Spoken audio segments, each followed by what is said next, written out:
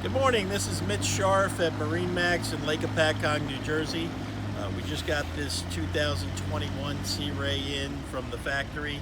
It's a 250 SDX, loaded up completely, and let's go take a look. This boat is in the new Quantum Blue.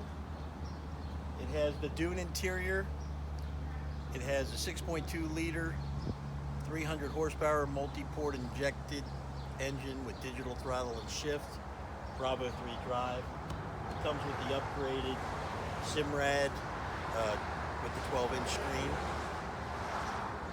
pump out head, premier stereo system with tower speakers.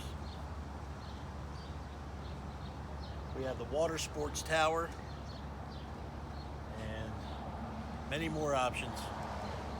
Too many to list.